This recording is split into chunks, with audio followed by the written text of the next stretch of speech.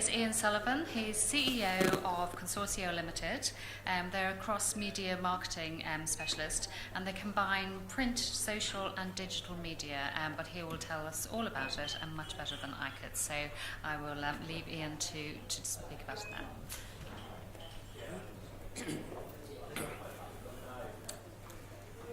Excellent. Okay, thank you very much. Good afternoon, everybody, and welcome to this talk today. I'm going to be talking to you about Facebook and Pinterest and what would be best for your organisation. So I'm going to warn you right now, don't expect me to say this is the best one, okay, because it's all very subjective. It's really down to your organisation, your business, and this is what this talk's going to be about. So we're going to do something a little bit more interactive. You'll see there's a hashtag up there that I've come up with. For those of you who don't know what a hashtag is, it's just basically a little search engine thing that you use in Twitter. So if any of you are Twitter savvy, we've got a hashtag up there, GNRSUM, so the Great Northern Retail Summit, we've shortened it down. And it's really for all you introverts and people who want to communicate with me about this particular presentation.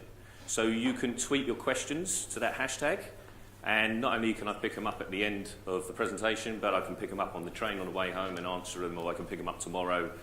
So if you've got any questions about this, you can always communicate with me on that. So don't worry, that will appear in the top right-hand corner of every slide. And something very important to tell you about with social media is, straight from the start, is that if you've got any marketing literature and you're doing marketing in other types of areas, as mentioned, like in print or in email marketing, you can use your hashtag and leave your usernames and all your links on all your marketing, and that's free. So it doesn't cost me anything to stick my username in the corner.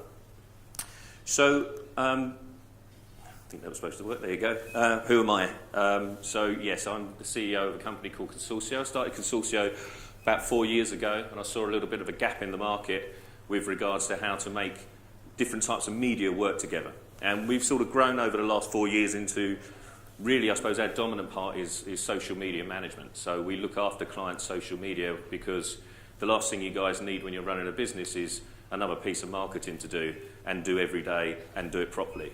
So I saw there was a little bit of a gap there, and luckily enough, I managed to pick up quite a bit of work with retailers, trade, business to business, business to consumer, profit, non-for-profit, public sector and private sector. So the good news about social media is not only is it instant, so I can send a tweet right now and it could be picked up in New Zealand, Japan, Argentina, but also it's cheap and is now becoming quite a dominant force, which we'll talk about in a little bit.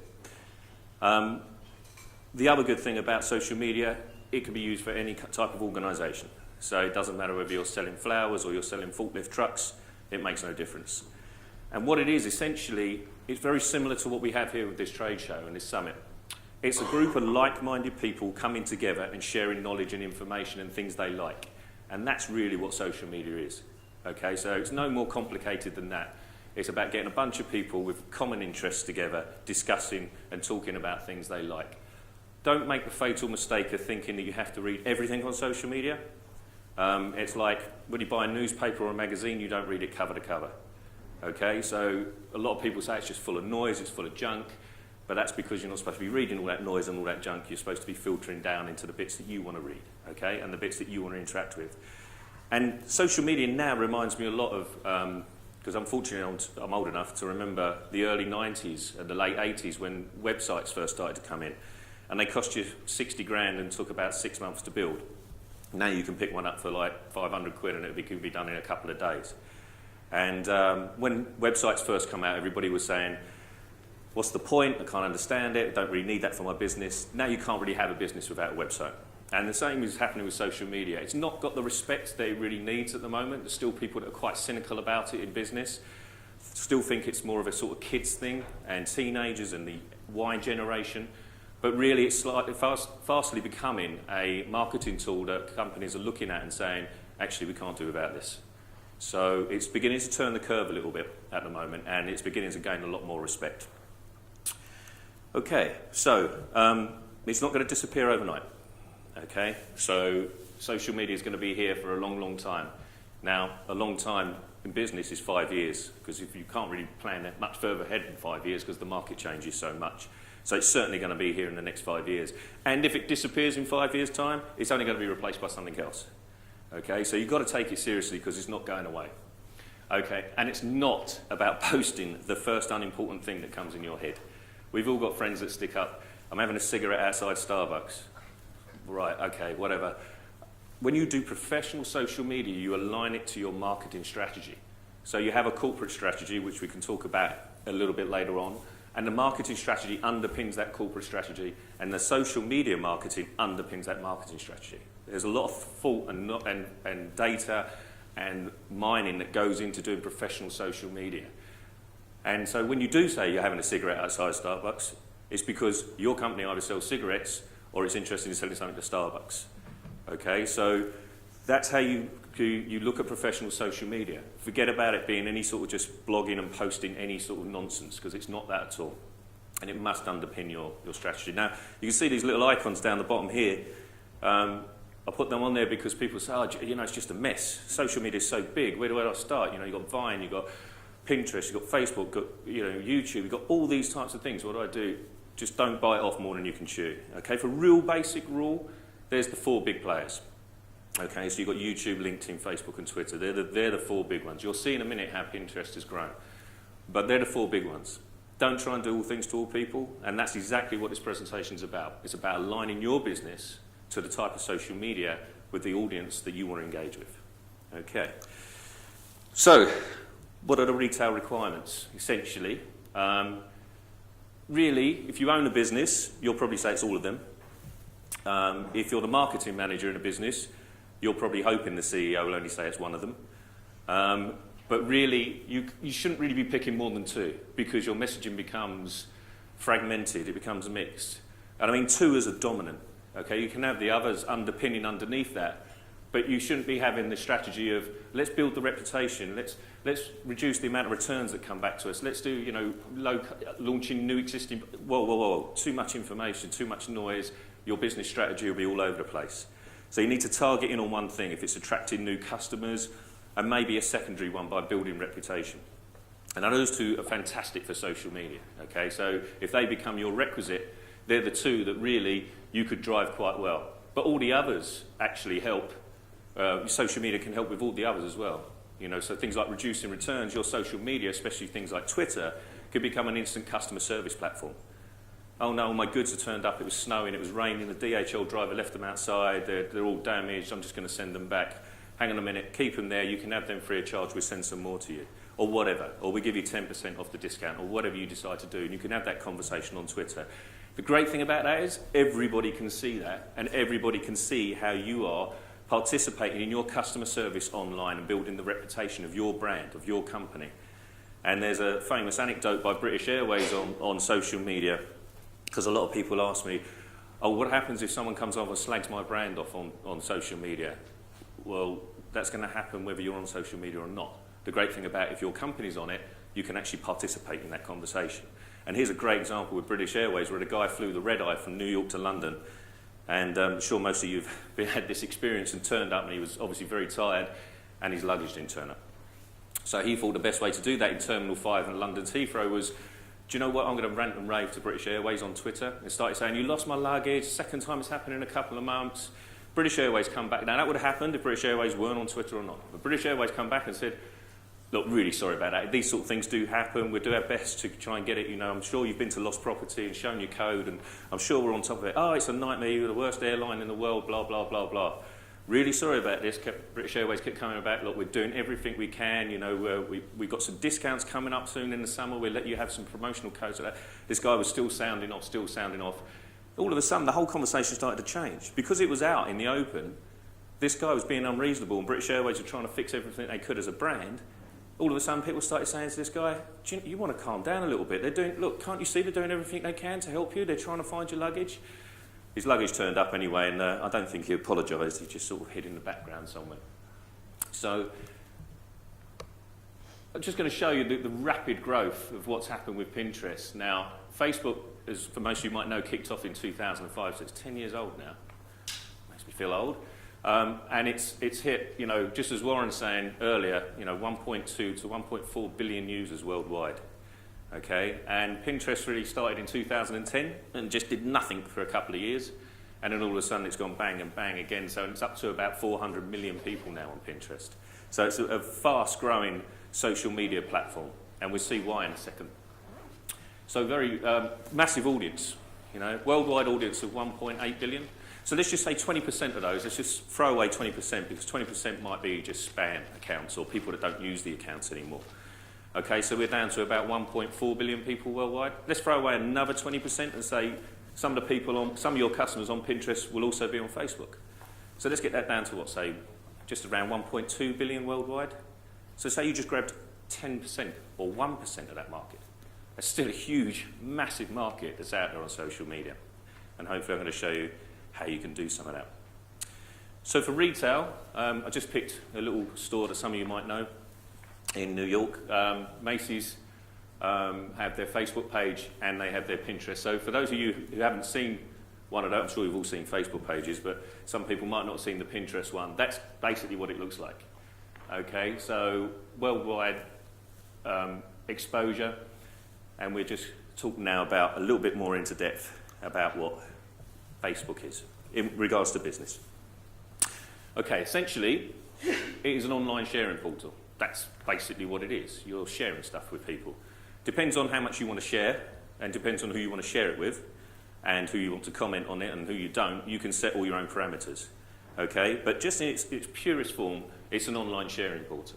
It can be used for personal and or business use. There are two different types of Facebook pages. A page is something that you actually see when you go onto Facebook, so you can have your personal, what they call timeline, and you can also have a business page. And from everybody on the outside looking in, it will look like it's the business talking. It won't look like you talking on there. You talk as the business, okay? So it comes across as your brand. There's a degree of privacy settings that I was saying to you. You post content like images, links, videos. In fact, videos are just going off the scale now on Facebook. Facebook's data is saying that videos are actually the most prolific type of interactive media on their pages. So I know a lot of you won't have videos, but if you have got videos, they're the ones that trigger the most. And again, use it for what it is, for the images, the links and the videos. It's not a text-based kind of social media platform. If you've got that, use Twitter, because that's what people are expecting on that platform. You share, comment, and you like things. So it just basically means you like what's being posted up there. But you can set up business apps, and this is really what's useful for you guys, because if you're deciding between Pinterest and Facebook, and you can have the either/or option, you can set up an app pretty cheaply. For this particular example of this positive energy drink, they've set up an app called Buy Positive and one where you can click on called Shop Now. So your fans or followers or anybody who you allow to look at your site could just with one click go to an e-commerce site. Okay, it's not built within Facebook, but it fires it back to an e-commerce site. So you can set up apps where that's the case. So it's a real great way of getting your brand and your items onto the web. But the other good thing about it is that by doing that, you can track and trace them through Facebook as well. Okay, and you'll find that they will like things and share it with their friends. So it grows your brand without you having to do anything, just watching them share your items, which is great. And it's very easily editable. Think of it like that, an easily editable website for your business. That's what your Facebook business page is. Okay. So let's have a look at some strengths.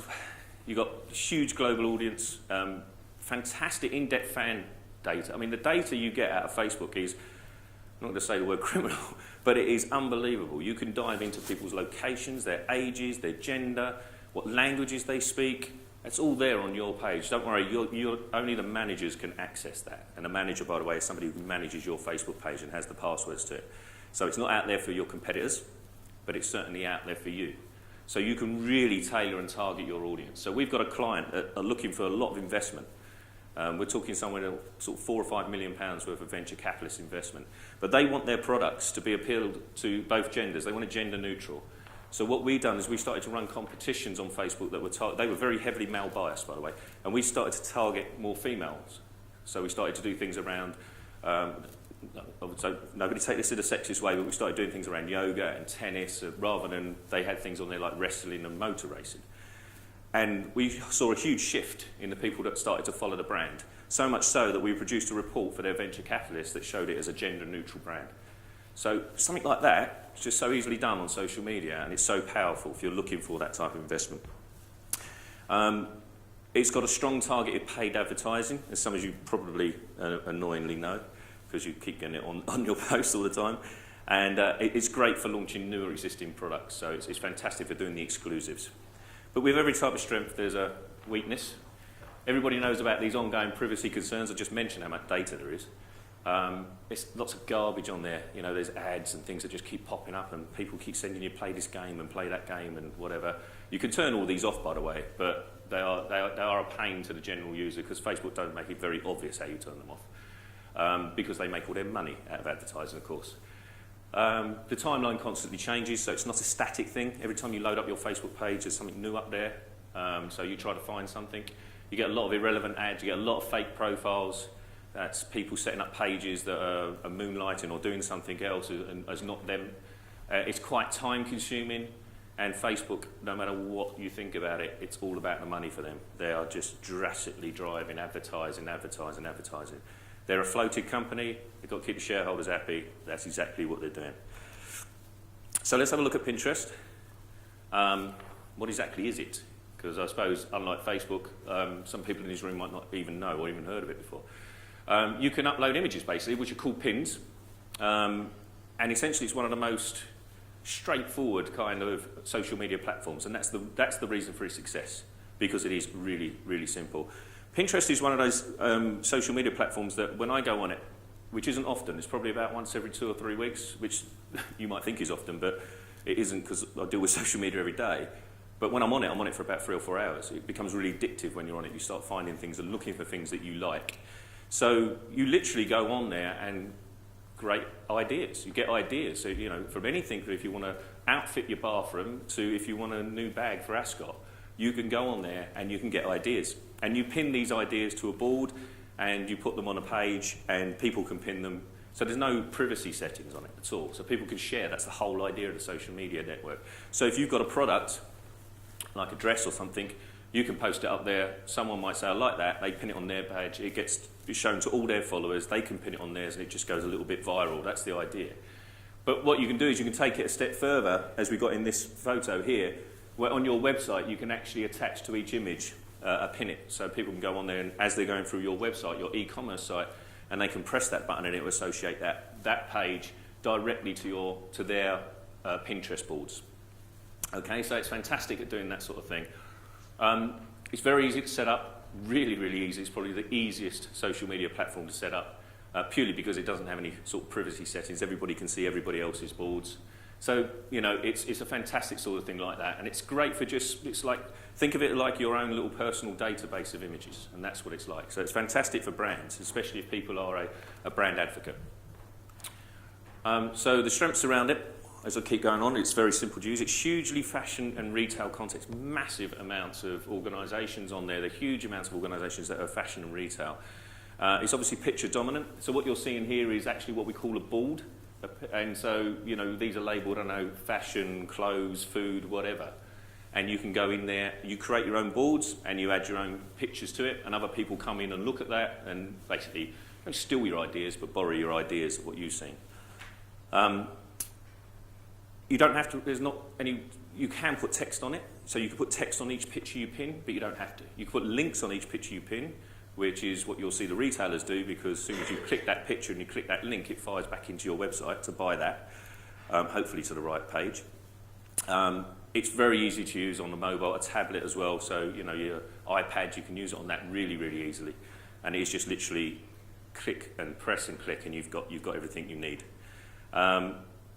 So the brands have the access to everything, and it's used like, think of it like a shop window, okay? So you're putting your stuff out in the shop window, and instead of people walking past in the rain, they're actually sitting at home looking at it. So again, with all these strengths, it has weaknesses. All the links are tracked by Google, which can create a few problems, okay? Because then you get these people that are specialist SEO search engine optimizers who basically try and find adverts and try and spam your pages. So you get SEO spam adverts sometimes. So it's a little. They're trying to get around that at the moment, but it's a little bit clunky. It's not a major problem. It's very easy to replicate in that way as well, because so you can easily go on there, see what your competitors are doing, and then you can just go and steal their ideas. So it's got that sort of stuff. There's lots of old content on there, so people will set up a company or they'll set up their own pages and they just leave it and never go back to it. It is viewed as female dominant, and it is. I think there's some statistic, I think it's 83% of the people on Pinterest are females at the moment. So at that 400 million, that's quite a lot of the female market. So it is, if you've got a brand that's particularly targeted towards the male gender-based, then it might not be the right type of social media platform yet for you guys. And you can get these promoted pinned ads as well, which can be a little bit annoying sometimes. Excuse me. So what can social media deliver for your business? Really two things, okay? So you've got building an online brand reputation, and you're also trying to engage your audience, okay? And this isn't going to happen like any marketing strategy within a month. So don't set up a Facebook page today and then next month go, why isn't it working? Why isn't nobody following me? Why is no one pinning my stuff? Okay, so your activity needs to be consistent throughout your engagement process, which is probably not what you want to hear, because you're having a tough enough job running your business already. Now you've got something else to do. So you could drive lots of affiliate marketing through social media. Okay, so think of it as a support. And you'll notice within the whole of this presentation, I haven't mentioned the word sell, okay, because it's not a direct seller. It needs to be used in conjunction with other types of marketing to be successful. So, question is, as we start to finish up here, what is really best for your retail business? Now, I can't go around each one of you, as much as I'd love to, and sit down and consult with you and say, actually, this one's better for you or this one's better for you. But what I've hopefully shown you today is that out there, social media, especially these two that we've been focusing in on, have got their strengths and weaknesses. And it really does depend on your brand and your marketing strategy and your profile of your target audience of which one you should pick for your business. So I often get asked, especially when people are setting up businesses, what's the best social media platform to be on? And straight away I just spin it around and say, well, what are you trying to attract? What sort of messages are you trying to put out? What type of audience are you looking for? What type of demographic, sociographic, what type of gender? And then when they come back with that kind of feedback, which is only like a little short 5-10 minute one-pager, then all of a sudden you can start saying, oh, okay, right, your content and your marketing strategy is better to go down this route or it's better to go down that route. And there's no harm in doing both of these. You don't have to just do one, you can do both. And you can do more than that. So no one's going to mark you wrong or right because you haven't got a Facebook page. If it's not right for your business, then you don't need a Facebook page. Simple as that. But just think about all those types of things you can do. If you want to tweet me at the bottom, Consorcio is the company, you can use the hashtag, and I can send you this presentation if you want. It's not a problem at all. But as far as I'm concerned, that's it for me. So thank you.